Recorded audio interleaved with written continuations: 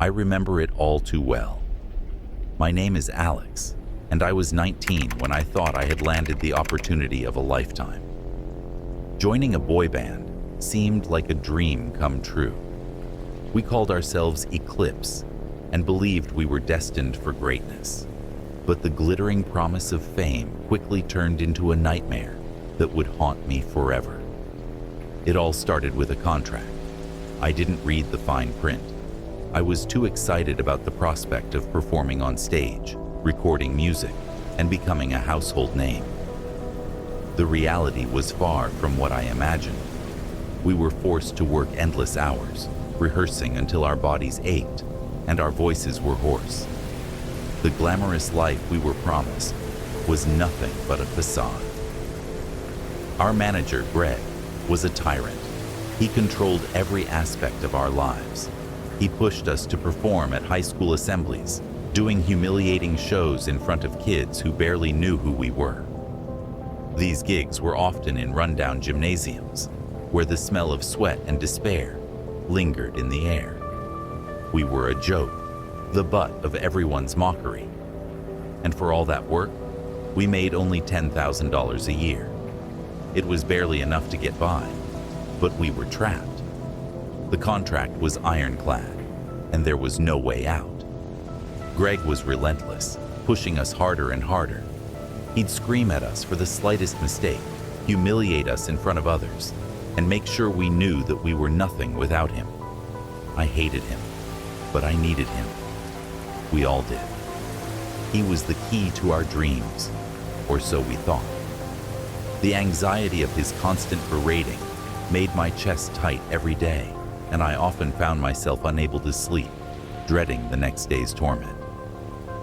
One night, after another grueling rehearsal, I went to Greg's house to talk to him. I wanted to plead for some leniency, a break, anything. The moon was high, casting eerie shadows as I approached his door. When I arrived, the door was ajar. I walked in, calling his name, but there was no response. As I ventured further into the house, a sense of dread washed over me. The house was eerily silent, save for the faint hum of the refrigerator. The living room was in disarray. Furniture was overturned, and papers were scattered everywhere. My heart pounded in my chest as I followed the trail of destruction. It led to Greg's office. When I opened the door, the sight before me was something out of a horror movie. Greg was dead, his body bound, and his hands tied behind his back. Blood pooled around him, and his eyes stared lifelessly at the ceiling. The metallic scent of blood filled my nostrils, making me gag. I was frozen in horror, my mind racing. Who could have done this? And why? Before I could collect my thoughts, I heard sirens. Someone had called the police, but it wasn't me. The detectives arrived, and I was immediately taken into custody. The ride to the police station was a blur, filled with anxiety and fear. The detectives questioned me relentlessly, and before I knew it, I was the prime suspect. They said the evidence pointed to me. My fingerprints were everywhere, and there were emails and texts from Greg threatening to ruin my career if I didn't comply with his demands. They found my bloody shirt in his house, a shirt I didn't even remember wearing. It looked bad, really bad. The media had a field day, painting me as a disgruntled artist who snapped under pressure. I was arrested and charged with his murder. Despite my pleas of innocence, the evidence was damning. The trial was swift, and I was sentenced to 10 years in prison. Those years were a blur of despair and regret. I lost everything: my freedom, my dreams, my life. The other members of Eclipse distanced themselves from me, fearful of being associated with a murderer. My family was devastated, unable to believe that their son could be capable of such a heinous act. Prison was hell. The walls closed in on me every night, and the other inmates made my life a living nightmare. I was constantly looking over my shoulder, never knowing who might attack me next. The guards didn't care. They saw me as just another criminal. The anxiety was unbearable, and I often found myself on the brink of insanity. It wasn't until the real killer was caught that my nightmare ended. A former band member, Jake, who had been kicked out by Greg for not meeting his standards, confessed to the murder. He had meticulously planned everything, framing me to exact his revenge. He had worn gloves, used my shirt to plant evidence, and hacked my email to send those threatening messages to Greg. When the truth finally came out, I was released, but the damage was done. 10 years of my life, gone. Reintegrating into society was another challenge. People still looked at me with suspicion, the stigma of my wrongful conviction hanging over me like a dark cloud. The anxiety and paranoia followed me everywhere. I couldn't escape the feeling that someone was always watching, waiting to accuse me of something I didn't do. I remember it vividly, like a haunting dream that you can never quite shake off. My name is Jake, and I was 19 when my boy band, Nocturne, got the opportunity of a lifetime. We were set to record our debut album in a legendary studio, one steeped in history and fame. But it wasn't just any studio. It was located in the infamous Stanley Hotel in Estes Park, Colorado, the same hotel where Stephen King wrote The Shining and where the movie was filmed. Our manager, Dan, thought it would be a great marketing hook. "Record your album where the spirits roam," he said with a grin. We were excited, nervous, and a little freaked out, but we all agreed. The hotel was beautiful and eerie, perched high in the Rocky Mountains with a view that was both breathtaking and foreboding. From the moment we arrived, strange things started happening. It began innocuously enough: flickering lights, cold drafts, and the occasional whisper that you could easily attribute to the wind. But as we settled into our rooms and began to explore, the occurrences grew more disturbing. Our first night, we decided to take a tour of the hotel. We walked through the grand hallways, Dan regaling us with tales of the hotel's haunted history. Room 217 was the most famous, the room where King had stayed and where many guests reported ghostly encounters. But it was the basement where the recording studio was set up that held a particular chill. The basement was a labyrinth of narrow hallways and low ceilings, filled with old equipment and storage rooms. The studio itself was a large, dimly lit room with state-of-the-art equipment juxtaposed against the old stone walls. It felt like stepping into another era. During our first recording session, we were eager to lay down some tracks. The acoustics were incredible, and we started strong. But soon, things took a turn. As we played back the recordings, we heard something unusual. Beneath our music, there were whispers, unintelligible and eerie. We chalked it up to interference or an old building's quirks, but it unsettled us. The second night, things escalated. We were recording a late session when the temperature suddenly dropped. Our breath fogged in front of us, and the lights dimmed. Ethan, our drummer, swore he saw a shadow move across the room, but when we turned, there was nothing there. Then, the equipment started to malfunction. Static filled our headphones, and the sound levels spiked erratically. Sleep was hard to come by in that hotel. Each night, I heard footsteps outside my room, the creaking of floorboards, and the distant sound of children laughing. One night, I woke up to see a figure standing at the foot of my bed.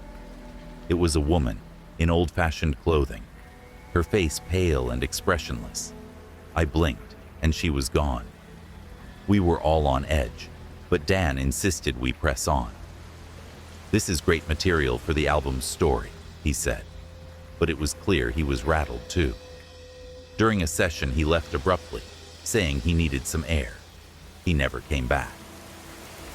We found him the next morning, sitting in the hotel bar, staring blankly ahead. He didn't speak a word about what happened, and we didn't press him. But we all felt the tension growing. On the fourth night, things reached a breaking point. We were recording a particularly intense track when the power went out. The emergency lights cast a dim red glow, and the room felt suffocating. Suddenly, the equipment turned back on by itself, playing back a distorted version of our track, overlaid with haunting, disembodied voices. The sound was unbearable, like a chorus of the damned. Then, we saw them. Ghostly figures appeared around the room, men, women, and children from different eras, their eyes hollow and their expressions vacant. They moved toward us slowly, their forms flickering in and out of existence. Panic set in, and we scrambled to leave, but the door slammed shut, trapping us inside. The room grew colder, and the spirits closed in. I felt a hand on my shoulder, icy and firm. I turned to see a man in a bellhop uniform, his eyes boring into mine. "You don't belong here," he whispered. "Leave while you still can." We fought to open the door, and finally, it gave way. We ran up the stairs, through the hallways, and out into the night, not stopping until we reached our cars. We drove away, leaving everything behind. In the aftermath, we tried to make sense of what happened. The recordings were gone, wiped clean, as if they never existed. Dan quit the music industry, refusing to talk about those nights. The band broke up shortly after, each of us haunted by our own memories of the Stanley Hotel. Now, I tell this story as a warning. Some places hold on to their past, refusing to let go. I remember the day we signed the contract like it was yesterday. Our boy band, Skyline, was on the brink of something big. We had been working hard, playing gigs in small venues, and uploading videos to social media, hoping to catch a break. When a major record label approached us, it felt like all our dreams were coming true. The tour they planned for us was extensive, spanning cities across the country. We couldn't wait to get started. The first few shows were a whirlwind of excitement and exhaustion. We were living out of suitcases, traveling from one city to the next, barely having time to catch our breath. It was everything we had dreamed of, and more. The fans were incredible. The energy was electric, and we were on top of the world. But then, things started to go wrong. It began with Jake. He was our lead singer, the heart and soul of Skyline. One night, after a show in Denver, he vanished. We were staying at a hotel, and when we went to wake him up for a radio interview the next morning, his room was empty. His bed was made, his belongings were still there, but Jake was gone. We called his phone, but it went straight to voicemail. Panic set in quickly.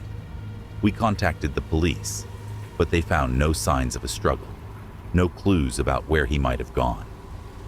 We tried to go on with the tour, hoping Jake would turn up, but it was impossible to focus. The fans were concerned, the media was relentless, and we were falling apart. Then, a week later, Nick disappeared. Nick was our bassist, always the quiet, steady presence in the band.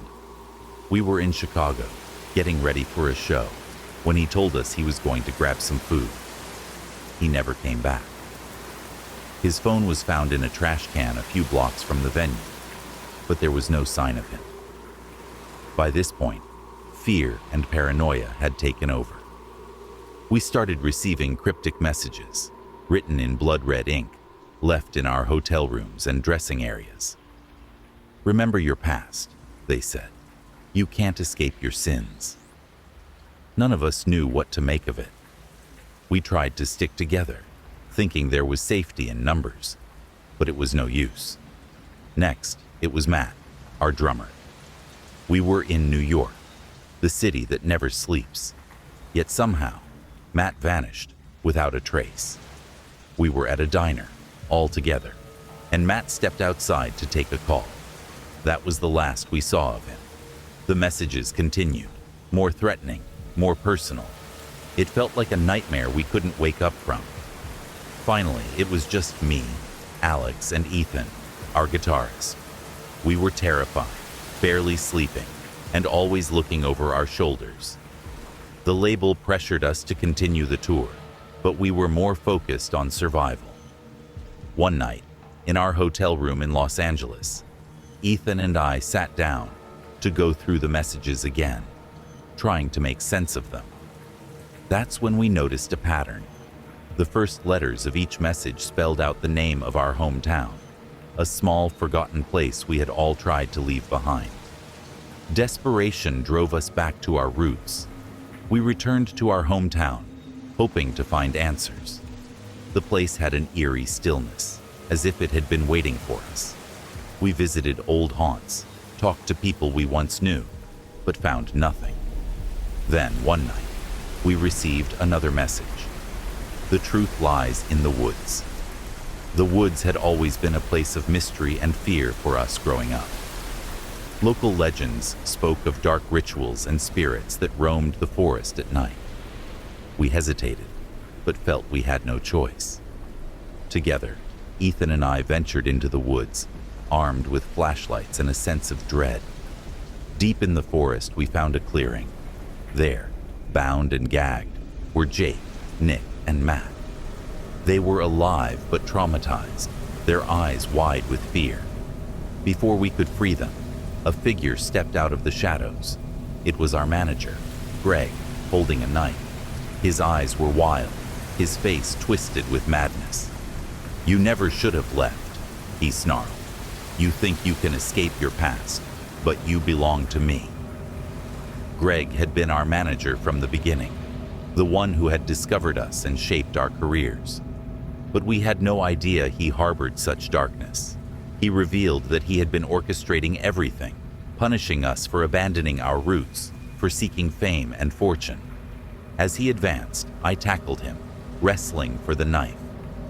Ethan freed the others, and together, we managed to subdue Greg. We called the police, and he was arrested. The ordeal was finally over, but the scars remain. Our story made headlines, a cautionary tale of ambition and betrayal.